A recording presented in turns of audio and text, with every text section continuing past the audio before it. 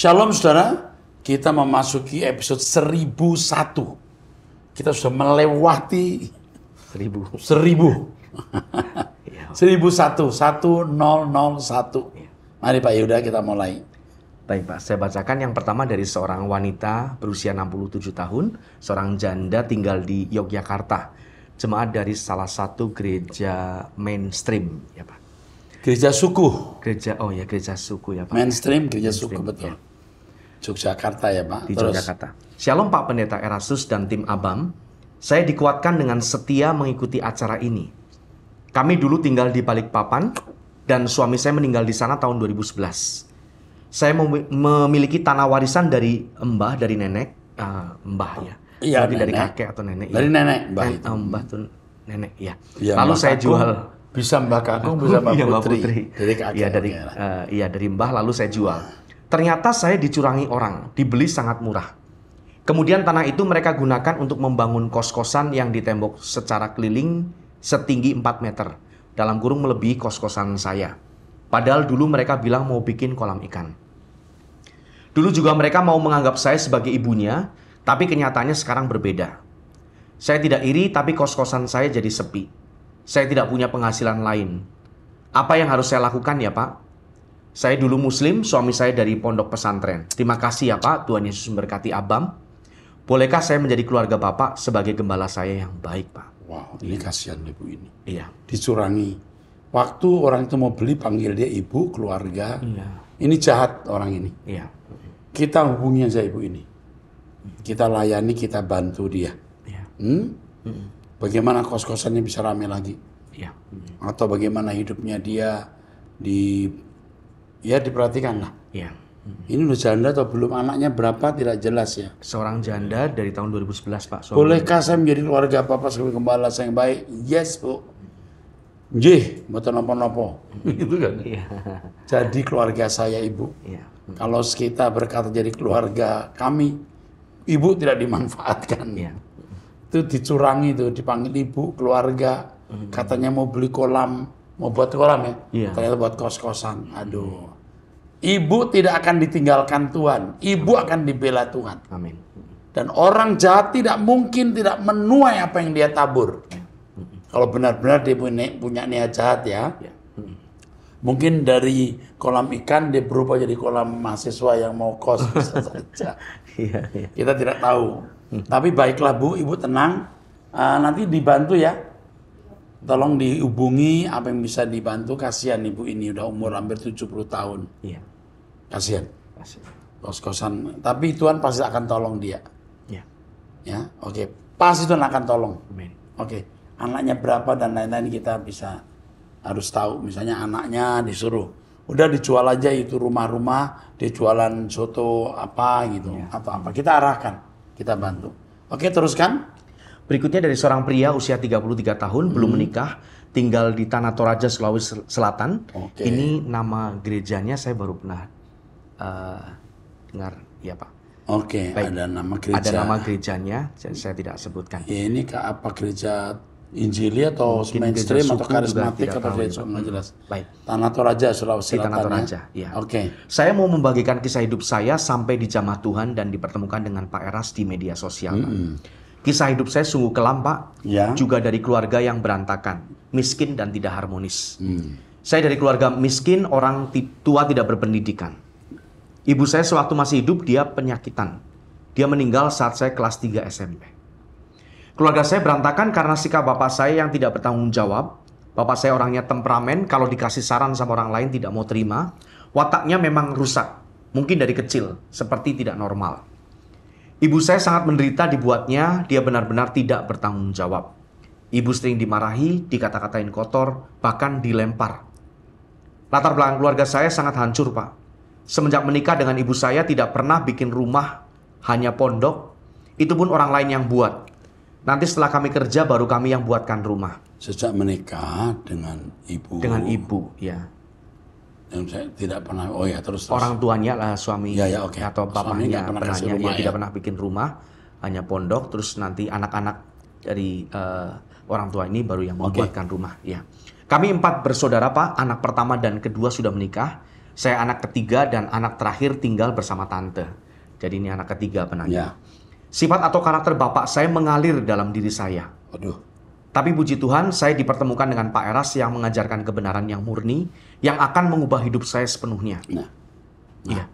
Ini menjadi kebahagiaan kita semua ya. Iya. Saya, Pak Yehuda, dan semua tim yang ada di sini, kameramen, Pak Michael, Leva, dan lain sebagainya, di mana kita semua bekerja bisa memberkati orang. Di balik semua ini, luar biasa orang diberkati. Iya.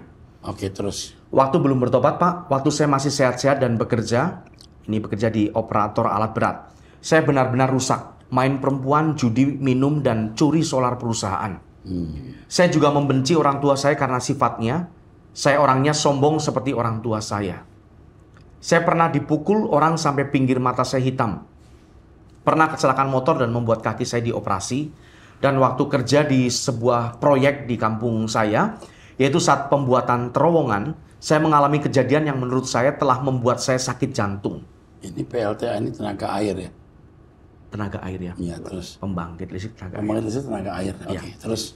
Saat itu saya masuk terowongan bawa alat berat, sementara saat sedang kerja di dalam, tiba-tiba orang melakukan ledakan untuk menghancurkan batu. Saya tidak dikasih tahu sebelumnya bahwa akan ada peledakan, supaya saya keluar dulu. Ini tidak diberi peringatan.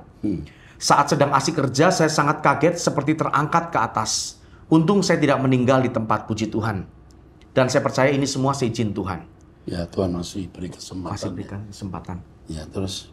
Beberapa bulan kemudian saya mulai merasakan kelainan di jantung saya dan keadaan fisik saya. Saya tetap pergi kerja karena uang. Saat pulang kerja di malam hari dan sampai di rumah, sehabis makan saya pergi berbaring sambil menelpon seseorang. Ini ya, seorang perempuan yang diteleponnya. Saat itu saya mengalami sesak dan langsung bangun. Kemudian bersandar di dinding. Kayak mau mati rasanya, benar-benar hampir mati. Tapi puji Tuhan tidak sampai meninggal, tidak sampai mati. Disitulah saya mulai sakit dan hampir meninggal dunia. Tetapi puji Tuhan masih diberi kesempatan. Saat mulai pelan-pelan pulih, saya mulai rajin membaca Alkitab, menonton siaran rohani, melihat hal-hal rohani di Facebook dan mulai aktif, serta belajar melayani di suatu gereja. Di Facebook saya terus membagikan ayat-ayat firman Tuhan dan gabung di grup-grup rohani.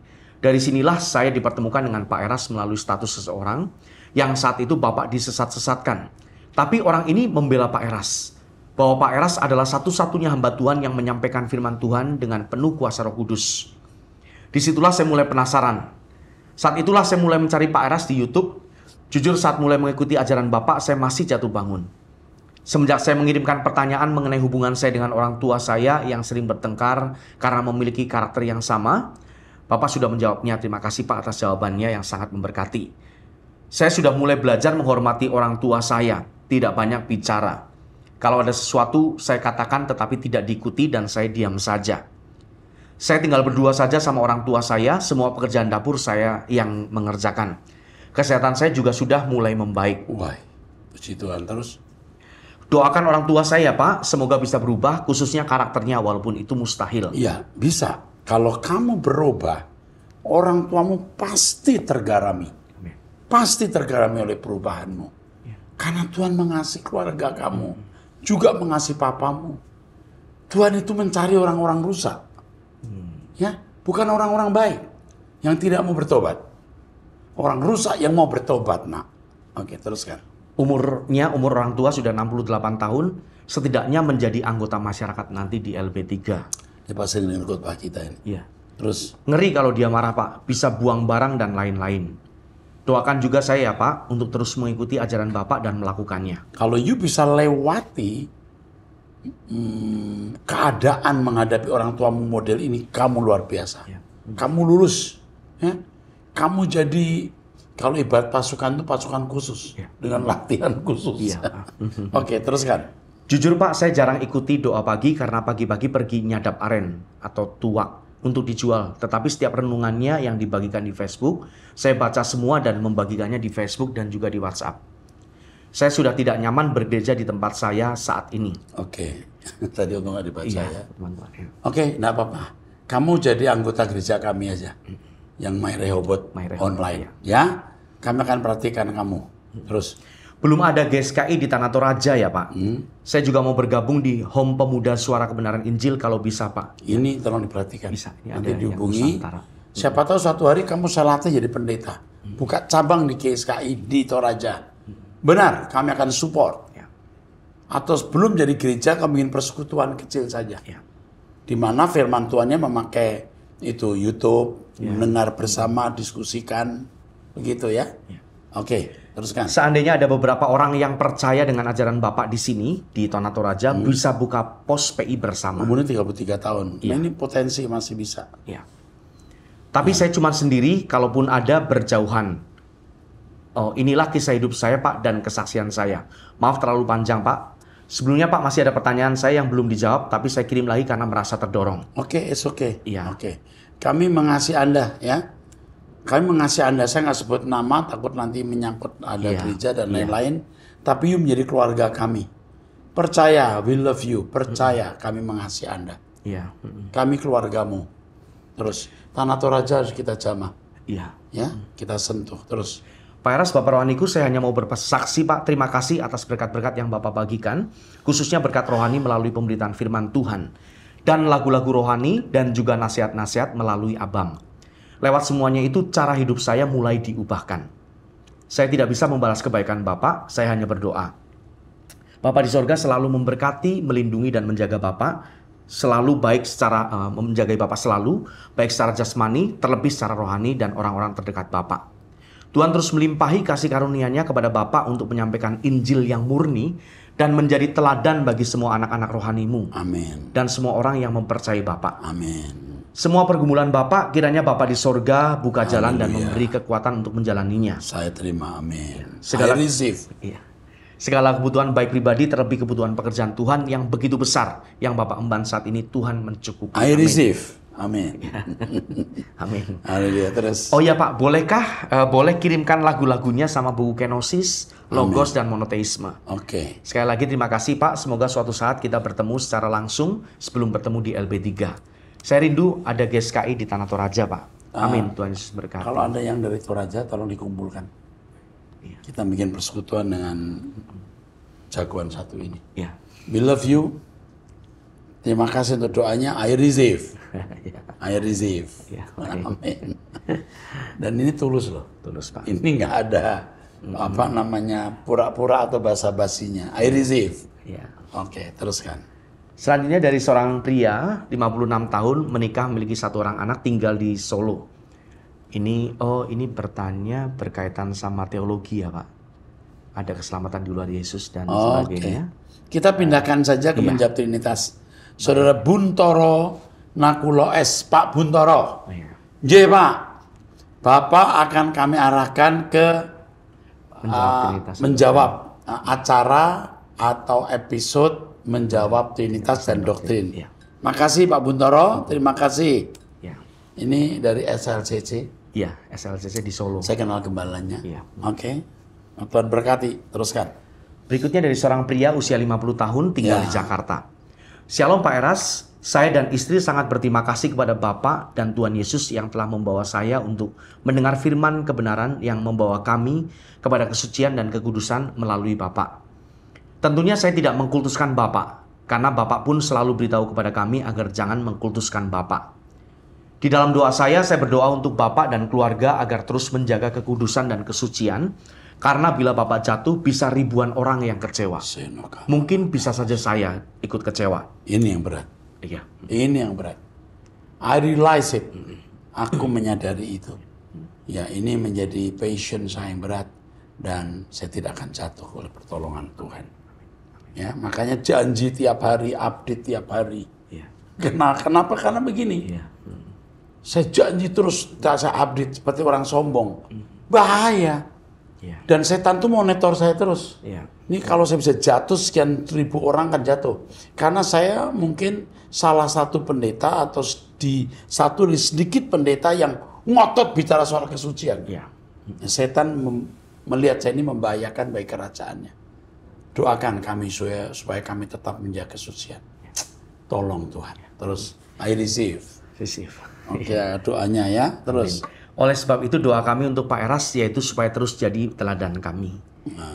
Iya, ini beliau bukan dari GSKI, Pak. Seorang pejabat atau Saya seorang pendeta, Iya, pendeta Pratama, bukan dari GSKI. tapi sering ibadah juga di MAG baik onsite maupun online. Wah, ini rendah Iya. hati ini. Sementara kita disesatkan oleh gerejanya jangan-jangan, tapi dia masih punya integritas. Iya. Puji Tuhan. Jadi hadir baik onsite maupun online bila tidak hadir karena ada pelayanan. Iya, seperti itu. Tapi kalau doa pagi, puji Tuhan dari awal sampai saat ini terus ikut, Pak. Ini luar biasa. Iya. Ada nurani yang bagus dan bisa membedakan di dalam kita ada roh Allah atau bukan. Terus, Pak, saya mau bertanya, saat ini saya dalam persimpangan jalan, mana yang harus saya pilih, Pak? Saya mau mundur dari kependetaan saya, Pak. Saya tidak sejalan dengan gembala karena saya kiblatnya kepada suara kebenaran, sehingga banyak jemaat mengira saya adalah pendeta GSKI, karena firman yang saya sampaikan tentang kekudusan, LB3 dan hidup yang bertanggung jawab. Apalagi bila saya menyanyikan lagu Pak Eras, karena lagu Pak Eras membawa saya kepada karakter surga. Saya memang tidak sekolah teologi, Pak. Tapi saya belajar dari firman yang Bapak sampaikan lewat buku-buku Pak Eras, Ecumene Bible Course, dan seminar Logos. Apa yang harus saya lakukan ya, Pak? cukup, saya akan bina. Setelah ini telepon. Saya akan bicara dengan dia. Iya. Terus, Oh iya, Pak. Sejak saya ikut Pak Eras, istri saya melihat perubahan pada saya. Terutama saya ikuti saran Bapak untuk doa minimal 30 menit sehari. Puji Tuhan bisa saya penuhi bahkan lebih dari 30 menit, bisa 1 jam. Karena saya rindu untuk bisa seperti Yesus yang saya lihat hidup di Pak Eras sebagai teladan dan mentor saya. baca saja. Tapi yang saya heran, Pak, ketika gereja saya mengundang Pendeta GSKI, Iya, kenapa Pak? pendeta GSKI pada saat itu Bapak sedang minta anggota lain di doa pagi untuk puasa 30 hari. Tapi kok saya lihat pendeta itu tidak puasa. Ya mungkin sakit atau apa kali ya. Dia tawari saya menolak dengan halus karena dia tahu kalau saya aktif juga di GSKI. Saya saja yang bukan pendeta GSKI berpuasa seperti apa yang Bapak instruksikan, tapi kok dia yang pendeta GSKI malah tidak. Saya sudah menemukan 2 kali hal seperti ini dengan orang yang berbeda, Pak. Sangat disayangkan, saya saja ingin menjadi anak rohani Bapak. Tidak masalah tidak menjadi pendeta. Sekali-kali apakah Bapak bisa pengurapan untuk para pendeta yang bukan dari GSKI? Maaf Pak Eras jika terlalu panjang, terima kasih Pak Eras. Anda luar biasa Pak. Serius. Anda punya nurani bagus. Iya. Maaf. Kalau sampai ada orang mengatai saya sesat, saya ragu-ragu, roh apa yang ada pada dia? Iya. Ada pendeta-pendeta yang tidak mengatai sesat, tapi juga tidak membenarkan saya. Dia hanya bingung. Dan saya lihat orang-orang yang punya nurani yang baik. Seperti saya pernah cerita, saya ketemu dengan pendeta di Singapura. Iya. Istri pendeta, ibu pendeta. Dia kedatangan tamu, ya mengundang pendeta dari Jakarta, 2 pendeta. Iya. 2 pendeta ini ditanya, Pak Eras benar nggak sesat? Pendeta yang satu saya kenal, maaf ya, moralnya rendah. Dia pernah dulu terlibat hal yang tidak patut. Iya. Yang satu pendeta cukup umur. Pendeta yang satu ini yang moralnya rendah ini, dia berkata, iya dia sesat, hati-hati. Tapi pendeta ini bukan dari gereja karismatik, setahu saya dari gereja aliran mainstream. Iya. Dia berkata, coba dengar dulu, mungkin maksudnya Pak Eras tidak itu. Coba. Iya. Ih, nggak kenal saya. Nggak kenal. Nggak ada kepentingan, masih berkata, coba dengar dulu. Nggak mudah loh. Iya. Tapi yang satu bilang sesat, nuraninya buruk. Mungkin juga tidak berjalan dengan Tuhan. Iya. Ya, perilakunya juga tidak senonoh. Mungkin sudah bertobat ya, tapi mestinya orang tidak mudah mengatai orang sesat. Iya. Nurani kita harus bicara. Iya. Kita saja tahu orang itu sesat. Kita sering nggak mengatakan. Iya. Oh dia beda sama saya. Udah, Bapak pendeta ini gimana? Mungkin ajarannya beda ya. Nggak bisa bilang sesat ya. Kenapa? Iya. Ada etika. Bicara sesat bidat itu ada etika. Iya. Kalau kita ngomong sampai ke sini dari mana nih? Oh iya. Nuraninya baik, Pak. Nuraninya baik orang ini. Oke? Iya. Jangan lupa, jangan lupa nih. We love you, Pak. Bapak pasti akan ketemu saya. Pasti you akan ketemu saya. Teruskan. Baik, Pak. Berikutnya dari seorang janda tinggal di Jawa Timur. Gereja Pentakosta. Jemaat dari satu gereja di gereja Pentakosta. Pentakosta ya. Shalom Bapak Rohaniku, saya mengucapkan terima kasih selama ini mendapat bimbingan yang luar biasa untuk semakin setia, taat, dan takut Tuhan. Bersyukur sekali saya menemukan truth.id. Jaga kesehatan ya Bapak Rohaniku, kami membutuhkan bimbingan panjenengan. Apa nggak terharu ya? Iya. Dengar begini aja terharu kita. Iya. Jangan main-main lah. Iya. Truth ID itu termasuk Abam ini juga banyak yang mendengar ya. Doa pagi, kebaktian. Ibu, kami mengasihi Ibu. Iya. Ibu setia terus ikut Truth ID, saya bertanggung jawab. Ya, artinya kalau ada orang yang ikut Truth ID masuk neraka, saya bertanggung jawab. Kecuali dia setengah-setengah ikut ya. Iya. Kalau ikut benar, pasti bersama saya ke surga. Tapi kalau dia setengah-setengah ya, jangan salahkan saya. Ikuti cara hidup saya. Iya. Ikuti apa yang saya khotbahkan. Kalau masuk neraka, saya bertanggung jawab. Karena yang saya ajarkan itu firman Tuhan. Oke, teruskan Pak. Pertanyaan selanjutnya dari seorang wanita usia 30 tahun, single tinggal di Surabaya. Yo. Shalom Pastor Erastus, Ya. saya yang pernah bertanya di episode 966 Ya. dan saya pernah curhat juga kepada Bapak Erastus mengenai pegawai kami yang curang. Waktu itu saya tanya, soalnya pelayan Tuhan mengajarkan kalau kamu berbelas kasihan sama orang, doamu dijawab. Terima kasih Bapak sudah memberikan pencerahan. Saya juga mau bilang bahwa saya sering berbelas kasihan sama orang, memberi kepada orang lain, tapi itu pun sedikit karena saya masih hidup dengan orang tua bekerja. Nggak apa-apa, yang penting sifat belas kasihan itu. Ya. Bukan soal jumlah uangnya. Ya. Kan orang juga terbatas. Orang punya 5, dia hanya bisa memberikan 2 atau 3. Ya, jangan orang punya 100, dia hanya memberikan 2 dan 3. Itu pelit. Ya. Oke, teruskan. Tapi tetap berharga kalau masih ngasih dengan tulus ya. Iya, Pak. Oke, teruskan. Saya mau cerita, saya pernah dengar seorang pendeta berkhotbah dan bilang kalau kita banyak memberi makanan dan pakaian, itu artinya kita mengumpulkan harta kita di sorga. Entah kita membangun di atas berlian atau batu permata. Kalau seandainya kita miskin tidak punya sesuatu, tapi kita punya hidup kudus tidak berbuat dosa. Apakah perbuatan kudus itu juga bisa mengumpulkan harta di surga? Sebenarnya justru harta di surga itu kekudusan. Iya, Pak. Memberi orang itu buah dari kekudusan. Buat. Ngerti maksudnya? Iya. Kekudusan itu kan bukan hanya keadaan bersih. Potensi berbuat sesuai dengan pikiran dan perasaan Allah. Jadi kalau orang kudus pasti berbelas kasihan. Orang yang berbelas kasihan belum tentu kudus. Ya. Dalam standar Allah. Tapi orang yang kudus dalam standar Allah pasti berbelas kasihan. Ya. Jelas nggak? Jelas, Pak. Oke, teruskan. Kemudian soal pegawai saya yang curang. Saya sebenarnya sudah mengampuni dia dan melupakan kesalahan dia. Tapi waktu itu saya sempat mengirim pesan di WhatsApp dengan menceritakan kejadian detail yang panjang, bukan karena saya masih menyimpan benci, menghakimi, dan tidak mengampuni. Saya waktu itu mau bertanya pendapat Pak Erastus mengenai orang yang jahatnya sudah keterlaluan, dan Bapak Erastus juga menyediakan ahli hukum, sehingga saya bisa berkonsultasi mengenai hal yang saya hadapi. Mama saya tetap mengampuni dan tetap mempekerjakan dia. Nanti dulu. Mengampuni bisa mempekerjakan dia belum tentu. Iya. Kalaupun mempekerjakan dia tidak boleh di tempat yang sama dan tidak boleh diberi kesempatan di mana dia punya peluang untuk mencuri. Kadang-kadang mencuri itu bukan karena dia mau mencuri, karena ada peluang. Iya. Kita memberi peluang mencuri itu bahaya. Seperti kita memberikan tugas seseorang jadi kasir. Iya. Kita nggak pernah cek, tidak pernah audit, kita merusak dia. Paham nggak? Paham, Pak. Iya. Iya. Nah, orang itu mencuri sebab apa? Ada. Saya curi beli motor. Dia curi karena anaknya sedang sakit, dia nggak ada jalan keluar. Sedangkan Yudi pinjem, ia nggak bisa pinjam kemana-mana. Lihat kasusnya juga. Ya. Sehingga dorongan mencuri itu bisa karena berbagai kausalitas. Ya. Dia mencuri karena mau beli tas harga mahal. Iya. Ya itu mah udah brengsek deh. Ya. Dia mencuri karena kecelakaan. Dia mencuri karena anaknya sakit, nggak bisa bayar uang rumah sakit. Beda-beda. Tapi mencuri tetap mencuri. Ya. Dan itu tidak punya integritas namanya.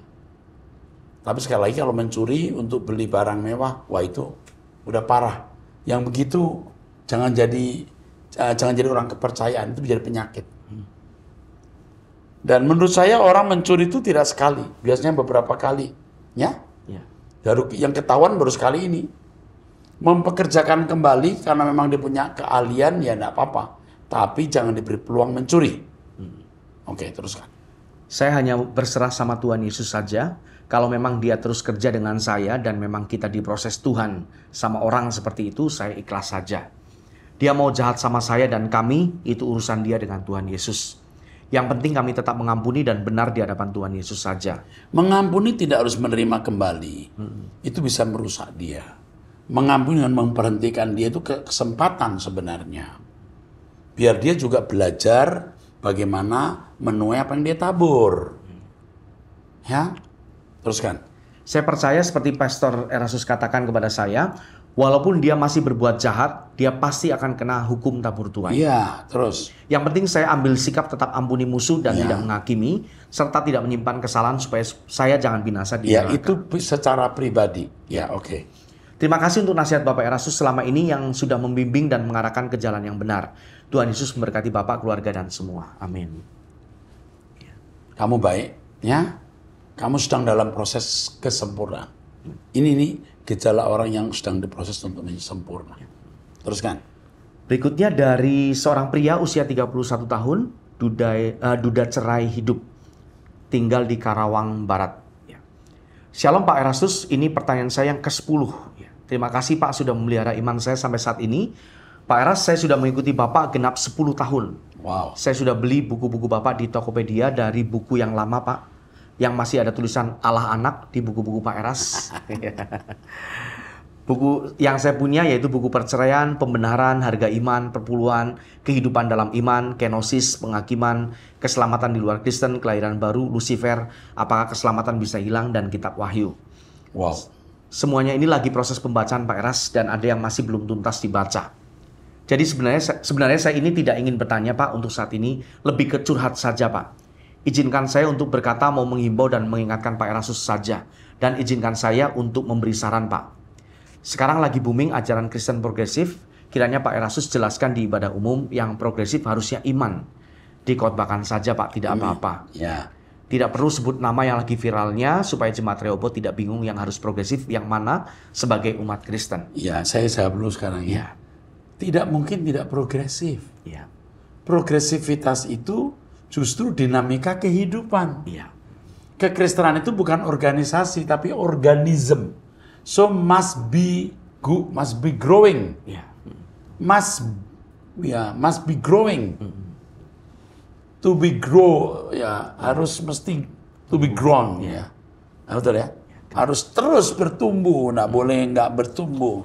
Growing and growing, progresivitas itu gejala, tanda, ciri, dinamika kehidupan. Tapi apanya? Nah, kalau gereja kehilangan kebenaran, kita kembali kepada kebenaran yang asli. Sebenarnya kesadaran baru itu juga bisa dikatakan pertumbuhan dari seorang yang bertobat, Tuhan beri pencerahan. Tapi ini tidak ada kaitannya dengan pendeta yang sekarang lagi tren ya. Oke, teruskan. Saya lebih senang Pak Erastus khotbah umum seperti pendalaman Alkitab, dalam kurung basis teori Alkitab. Maksudnya banyak mengutip ayat Alkitab sambil dijelaskan. Terima kasih ya Pak, dan jujur Pak Erastus, saya ini sebenarnya merasa seperti penginjil jiwa. Saya sepertinya maunya bahas firman Tuhan terus, entah ke koko saya ataupun teman saya. Apa karena buku-buku Pak Eras dan YouTube ya? Karena dari dulu saya belajar dari YouTube terus ke buku. Kesibukan saya sehari-hari jadi supir keponakan dan saya pun ada usaha kontrakan ruko tahunan. Itu sudah lebih dari cukup untuk saya bertahan hidup dari tahun ke tahun, yang membuat hari-hari saya selalu belajar firman dan baca buku-buku rohani, serta dengar lewat YouTube juga truth.id. Saya berpesan kepada Pak Eras, jangan katakan yang tidak patut di mimbar Rehoboth ya Pak. Amin. Iya. Ini ada seperti hamba Tuhan yang mengolok-olok tata cara ibadah agama lain, yang dimana hamba Tuhan tersebut pernah masuk satu frame dengan Pak Erastus, yang dulu pada saat Pak Erastus viral dibilang sesat. Kan ada pertemuan Pak Erastus dengan pendeta itu, padahal video Pak Erastus itu dipotong. Saya paham itu benar saja masih dipotong, apalagi kepleset lidah dan ngolok agama lain. Jangan sampai ya Pak Eras. Terima kasih. Untuk diingatkan terus. Jadi sebenarnya saya tidak nanya apa-apa Pak, cuma saya takut dan khawatir Pak Eras kepleset kata saja. Karena begini Pak, saya selalu berbagi sharing firman lewat update WhatsApp, pakai short YouTube Pak Eras. Bahkan saya suka sharing firman kepada orang lain juga.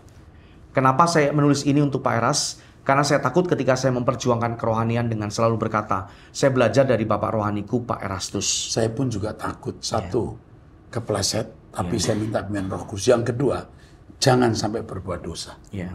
Oke, terus. Pak Eras sedang viral lagi, amit-amit ya Pak, kan saya jadi agak malu. Padahal yang dulu viral pun itu bukan salah Pak Eras. Itu dipotong, saya tahu itu Pak.